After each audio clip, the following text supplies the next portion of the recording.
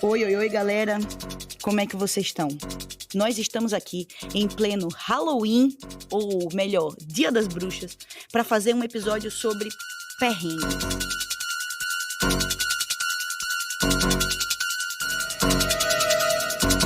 E dessa vez eu resolvi inovar, tá? Resolvi vir aqui, só eu e o microfone, sem roteiro. Inclusive, no final eu vou fazer uma pergunta sobre esse formato. Meio sem roteiro, meio freestyle, é uma bagunça, é um ai que loucura, tá certo? Mas eu fiquei pensando assim, seria legal lançar um episódio de Dia das Bruxas. E qual é o maior monstro da vida do concurseiro? Me peguei pensando, uma reflexão filosófica. Pensei, será que é a reprovação? Não. Cheguei à conclusão de que não é reprovação. Porque, na medida do que é razoável, a gente até espera a reprovação. Às vezes a gente não espera que seja tanta, mas que a gente espera. E eu fiquei pensando, e o que é então? É uma banca específica? Não. Você pode detestar uma banca, mas às vezes você gosta de outra. É uma matéria em específico? Acredito que não.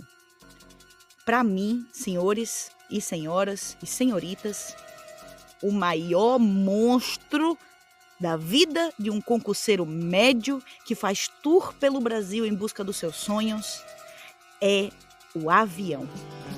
Foi por medo de avião e eu segurei pela primeira vez a tua mão. E com avião eu quero dizer avião, aeroporto, compra de passagens aéreas e tudo que vem no mesmo balaio. Senhores, senhoras e senhoritas, quando sai o edital de um concurso, a gente se empolga, ou lamenta, ou dá uma surtada. Só que um pensamento lógico que vem logo em seguida ao edital é, beleza, se isso não vai acontecer no estado em que eu resido, como é que eu vou fazer para chegar lá? Se for um local próximo, dá para ir de ônibus e aí 100%, tranquilo. Só que se não for um local próximo, invariavelmente você vai precisar do avião. Eu quero agradecer a Santos Dumont, que criou essa ave, essa invenção, essa coisa que voa. Obrigada, Santos Dumont, você tornou a nossa peregrinação pelo Brasil possível, mas também você nos trouxe vários gatilhos. Eu confesso que quando eu comecei a estudar para concurso, desde criancinha, eu não estudei desde criança, mas eu tenho medo de avião desde criança. E aí, quando eu comecei a estudar para concurso, eu mantive meu medo de avião. Só que eu viajei tanto, e foi tanto voo ruim, com um monte de conexão, que eu fui diluindo o meu medo de avião. Graças também a um canal do YouTube chamado Aviões e Música. Tudo bem. Que o meu editor é fã e que me fez fã também. E aí eu fui entendendo de forma mais técnica, que simplesmente não é qualquer coisa, qualquer problema que derruba um avião, que tem vários elos que precisam se fechar para que uma coisa horrível aconteça. Isso me trouxe uma certa paz de espírito. Só, senhores e senhoras e senhoritas, que quando sai o edital de um concurso e que não é próximo, não dá para ir de ônibus, não dá para ir de carro, quando você sabe que você vai ter que ir de avião, já começa o nervosismo pela busca das passagens. E aí começa uma ginástica, uma equação para saber que dia você vai sair da sua casa e que dia você vai voltar de modo a gastar o menor valor possível, mas também garantindo que você vai chegar para fazer a prova e que vai dar tempo de você voltar para casa. Eu confesso que quem fazia isso para mim era o meu editor, porque ele pesquisava em sites como Skyscanner, em vários aplicativos. Eu acho muito bonito quando a pessoa fala assim, não, eu não compro passagem aérea se não for no site da companhia. Então a pessoa não compra, por exemplo, em Max Milhas, em Decolar, em negócio de Skyscanner, de Quid, de Super, nada disso. Só compra em companhia aérea. Eu acho isso elegante, eu acho bonito. Eu acho assim que é no mesmo nível de quem diz que esqueceu de almoçar. Só que são coisas que realmente não estão ao meu alcance. Nem o esquecer de almoçar e nem o de comprar só em companhia aérea. É óbvio que eu sei que comprar só na companhia aérea te dá toda uma segurança. Só que muitas e muitas vezes a passagem mais barata não está no site da Gol, está no site da Super. E aí você vai pro Google, Zuper é confiável? O Google não vai te dar uma resposta de certeza, nem que sim, nem que não. Só que aí você tá assim, você quer fazer a prova, você não tem o dinheiro para pagar a passagem no site da companhia aérea. Então vamos de Zuper mesmo. E eu tô citando aqui a Zuper, nada contra, tá, Zuper? Já usei muito, é apenas um exemplo. Não que a Zuper vá ouvir meu episódio, mas enfim, apenas uma ressalva por motivos legais. E aí você compra essa passagem parcelada em 48 vezes, você pega um voo no horário ruim, né? Porque eu acho muito bonito também quem viaja assim, 10 da manhã, 15 horas da tarde, 18 horas. É bonito, mas o horário do concurseiro sofredor não é esse. O horário do concurseiro sofredor é 1h35 da manhã, 00:40, 2h15, 4h10 da manhã. Esse é o horário do concurseiro raiz, que comprou a passagem parcelada muitas vezes, sabe? Que vai chegar no aeroporto com bastante antecedência, que na hora de despachar vai ficar morrendo de medo de alguém quebrar seu notebook, se for uma segunda fase de alguém despachar seu vadimeco e você nunca mais ter acesso, ainda perder sua prova. E aí acontece um fenômeno interessante, eu não sei se com concurseiros de outros estados era assim também. Só que eu vim de Aracaju. E os voos que saem de Aracaju, muitas e muitas vezes, eles são mais caros do que os voos que saem de Salvador. De Salvador para Aracaju dá umas 5 horas de ônibus. Então, muitas e muitas vezes, eu pegava um ônibus para Salvador e esperava de lá o meu voo para o meu local de destino da prova. Senhores, graças a esse tipo de manobra, graças a várias conexões que eu já fiz, de pegar voo com 5 conexões, sabe? De pegar um voo 4 da manhã para chegar no destino 19 horas da noite. Graças a essas aventuras sofridas da vida de concurseira, eu já conheço muito intimamente alguns aeroportos do Brasil. E eu quero aqui fazer um breve comentário de dizer que o aeroporto de Salvador, ele mora no meu coração, porque ele tem umas redinhas para você dormir, ele tem um banco que claramente foi feito para ser uma cama que acolhe uma pessoa que estuda. E aí eu fazia o quê? Eu dormia, botando o pé por cima da minha mala, amarrando o meu casaco na mochila e usando a bolsa como travesseiro. Aí você me pergunta, ô Liz, mas isso era confortável? Claro que não. Mas era o que tínhamos no momento. Então, se eu fosse fazer aqui um top aeroportos para você dormir enquanto espera um voo, eu diria que o aeroporto de Salvador, sem sombra de dúvidas. O aeroporto de Guarulhos, de quem também sou muito íntima, ele não é de todo ruim. Ele tem opções de comida, ele é grande. Se você procurar com atenção, você vai achar bancos que não têm braços e que assim você pode tentar fazer alguma posição que se assemelhe um pouco a estar deitada. Só que ele é um aeroporto frio, sabe? Então não dá realmente para colocar em primeiro lugar. O aeroporto de Brasília tem opções, porém ele oscila entre estar vazio e estar extremamente lotado. Sem falar que também não possui boas opções para tirar um cochilo. Bem, aeroporto de Brasília, então é isso. Não dava para melhorar muito, tá? Essa nossa relação, mas você não quis ajudar. E brincadeiras à parte, eu também queria compartilhar aqui. Eu vou até pedir pro meu editor, agora editor, por favor, coloca uma risada maligna aqui, faça uma mágica da edição e coloca uma risada maligna agora, assim.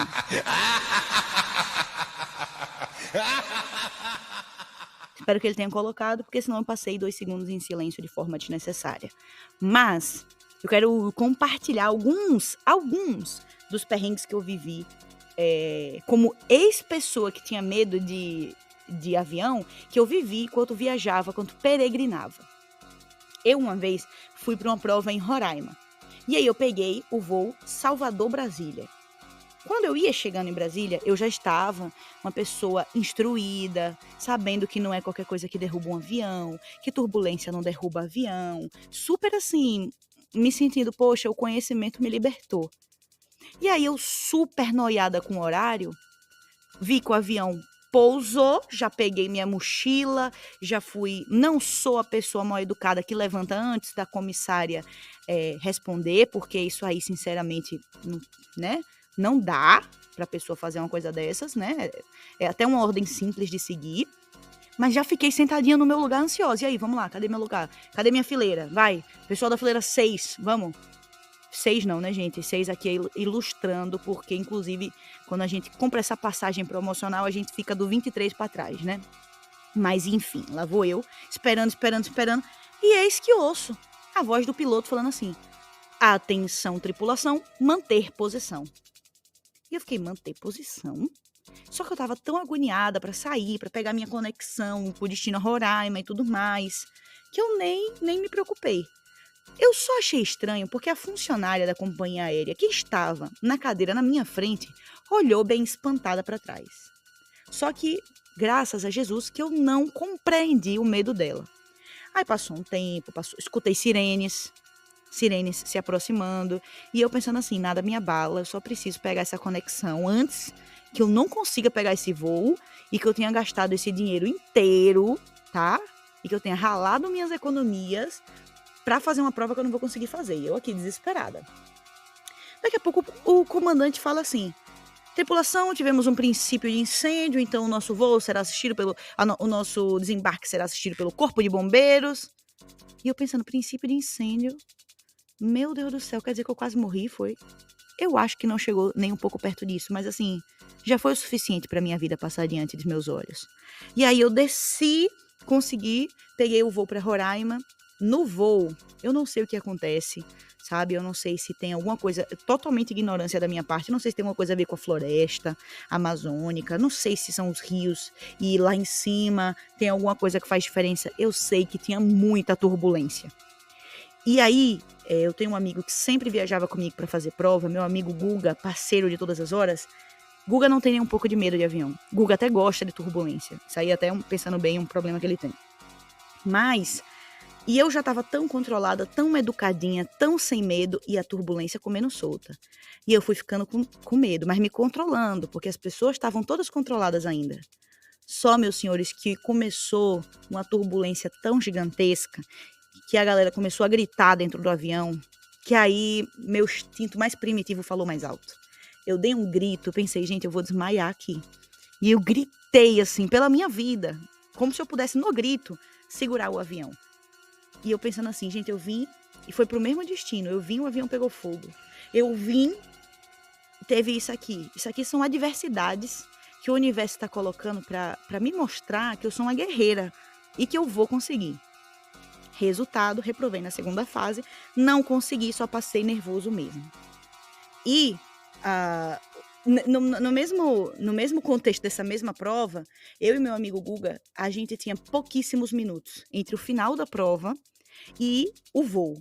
Aí talvez algum desapercebido pense assim, por que vocês não compraram um voo com mais folga? Não dava. Se a gente comprasse um voo muito depois da prova, a gente ia ter que pagar hospedagem a mais, ia ter que pagar alimentação a mais, ia ter que pagar. E a gente não tinha condição de pagar. A gente chegou a pensar em ir de ônibus, só que era totalmente inviável pegar um ônibus para Manaus. Beleza. Chegamos, senhores, correndo, tá? Sem nenhuma dignidade. Chegamos correndo, subimos a escada rolante correndo. Assim, já o tremelique certo. E como eu disse, ainda ganhei uma reprovação.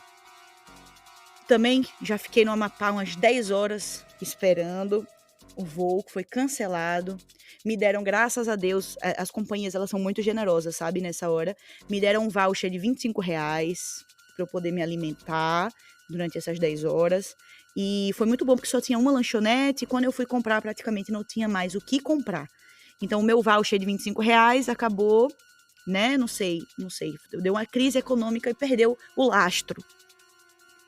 E, além disso tudo, eu já fui fazer uma prova. Voltando da prova, naquele avião a hélice, que o meu editor, ele insiste que aquele avião é o mais seguro de todos. Só que, assim, eu sinto, e gente, por favor, ninguém seguir tecnicamente pelo que eu tô falando, porque eu sou medrosa. Eu sinto que o piloto às vezes fica sem muita confiança, sabia? Porque eu fui fazer um voo e aquele avião de hélice, ele não basta que você coloque no modo avião, você tem que desligar. Pelo menos da última vez que eu voei, ainda estava assim.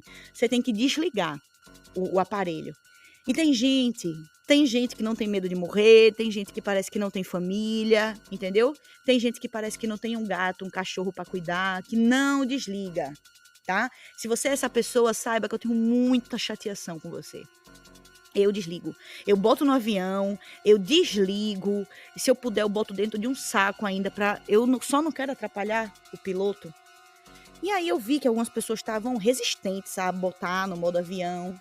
E o piloto falou, olha, eu peço para botar no modo avião porque são feitos testes para saber se pode ficar no modo avião. E essa aeronave não passou nos testes. Senhores, quando ele falou que não passou no teste, eu pensei assim, eu posso reprovar, mas o avião não é para reprovar, não. Misericórdia. O avião reprovou, pronto, já fui me tremendo. Quando eu tô chegando na minha cidade, também não sei qual é o mistério que acontece no aeroporto da minha cidade, que às vezes dá uma demoradinha para pousar. Nesse dia em especial, começou a turbulência. E eu pensando assim, agora eu cresci, não tenho mais esse medo, turbulência não derruba avião. E o avião se balançando, e eu, turbulência não derruba avião, e o avião se balançando. E eu já com menos confiança, turbulência não derruba, né, galera? Tá tudo tranquilo aqui. E é interessante porque quando a gente tá num avião, eu sinto que as pessoas têm vergonha de ter medo. Então fica todo mundo bem durinho, bem quietinho, olhando assim, desconfiado, olhando para outra pessoa para ver se acha um interlocutor que também esteja em pânico, porque aí quando essas duas pessoas em pânico se encontram no olhar, libera o pânico por todo o avião. E aí foi isso que aconteceu. O avião rodava e nada. Ele falou, senhoras e senhores, o aeroporto de Aracaju não tem condições para pouso, então vamos esperar mais um pouco. E eu fiquei assim, gente, como assim o aeroporto da minha cidade não tem condições? E foi se criando aquele clima terrível. E ele, vamos esperar mais um pouco e rodando. E eu, não, fica à vontade, motorista, eu só quero que o senhor faça assim, o que tiver na sua confiança. Eu tô com o senhor, eu sou seu fechamento. Até que ele falou, e ele falava assim, se não der, eu não sei qual é o termo técnico, se não der a gente vai ter que pousar em Maceió. E gente, eu falando baixinho, gente, vamos pousar em Maceió, como se fosse uma democracia. Eu queria fazer uma conchinha com a mão pra falar assim, gente, quem quer voltar em Maceió, bota o dedo aqui. Quem quer pousar lá, porque eu não me importo. E eu rezei tanto, gente, eu rezei tanto. Deus, por favor, permita que esse avião só vá pousar em Maceió. Eu volto de ônibus, eu volto de qualquer coisa, eu volto a pé, entendeu? Pagando minhas promessas, mas não deixa pousar aqui não, quando eu não tô com confiança. Eu tava com um mau pressentimento. E aí, o comandante, ele fala algo do tipo assim, agora o aeroporto tem condições mínimas, né, pra gente tentar pousar.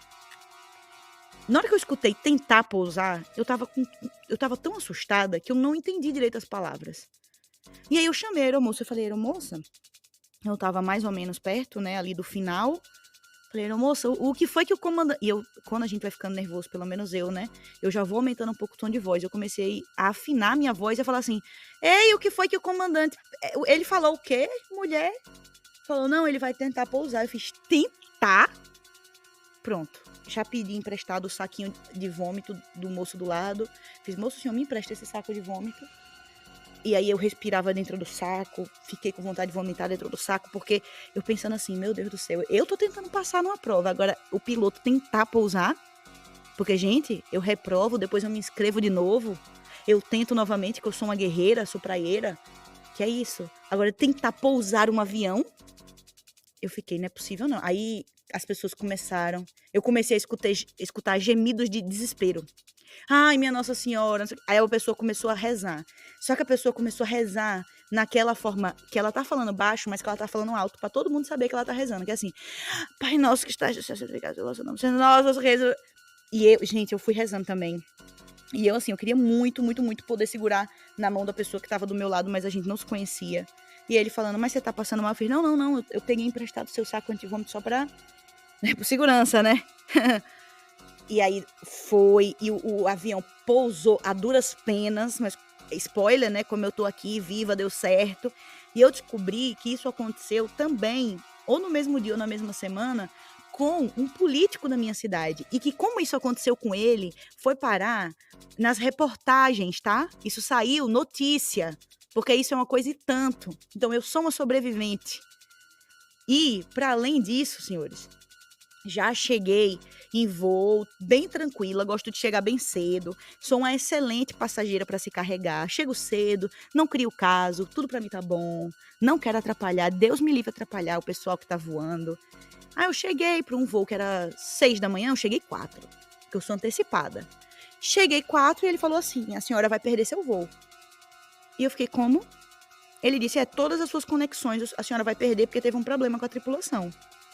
E eu fiquei, moço, eu tô indo pro Amapá. Eu preciso chegar no Amapá. E eles me deram tantas conexões, que eles conseguiram me encaixar em uma outra companhia aérea. E as pessoas da companhia aérea, quando pegavam aquela ruma de papel de conexão que eu tinha para fazer em um dia, falaram, isso aqui é de quantos dias? Eu fiz, não, gente, é só de hoje. E eu via que aquelas pessoas que trabalhavam no aeroporto estavam com pena de mim. Então, assim, pessoal, tem várias dicas. Inclusive, já deixo aqui, tá? Para poder finalizar o perrengue de concurseiro desse momento descontraído, sem roteiro, freestyle, que no aeroporto de Guarulhos tem um restaurante chamado Santa Luzia, que ele fica fora já da área de embarque, mas que ele tem opções muito mais baratas.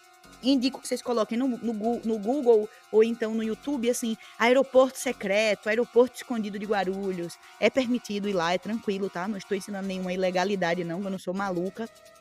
Mas é uma boa dica. Outra dica que eu dou é que você leve sua marmitinha. Quando eu passei a levar minha marmitinha, eu economizei muito mais. Então eu levava meu mistozinho, meu sanduíche, deixava para comprar só um cafezinho, porque comida em aeroporto é muito difícil.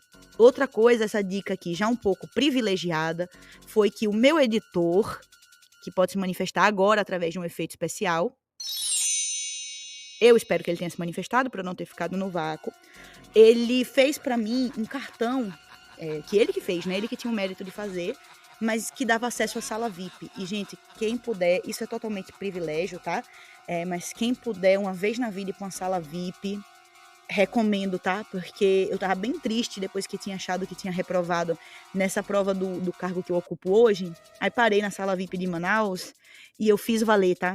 Porque eu tomei 2 expressos, água com gás, suco, até uma cerveja que nem de cerveja eu gosto. Aí comi pães, doces, uma sopa. Então, assim, até hoje eu tô um pouco digerindo a minha passagem na sala VIP de Manaus. Vale super a pena. Pessoal, o meu perrengue de concurso dessa vez foi assim, foi um pouco bagunçado. Eu, inclusive, quero saber se vocês gostaram desse freestyle, desse modelo, desse formato um pouco mais espontâneo, um pouco mais bagunçado e desordeiro. Eu vou pedir para o nosso editor querido colocar lá no Instagram, no dia que postar esse episódio, uma enquete, perguntando, e por favor, sejam sinceros, tá? Não precisa deixar de falar nada para não me magoar, porque eu não vou me magoar. Pode colocar lá se você gostou desse formato, se você achar melhor quando tem roteiro, quando é uma coisa mais organizada, ou ainda se você não é capaz de opinar, pois acredita que existe divergência na jurisprudência. Foi isso. Espero também... Tem gente que já está compartilhando perrengue comigo e eu quero chamar essas pessoas para a gente poder fazer um episódio especial de fim de ano de perrengue, tá? Mas são cenas dos próximos capítulos. Quem tiver um perrengue legal para compartilhar, é só enviar por texto ou por áudio, você escolhe, lá no nosso Instagram, o @respiraconcurseiro. Por hoje é só. Valeu, tchau, tchau. Ha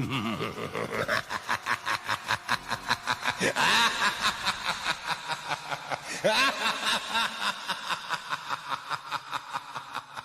ha!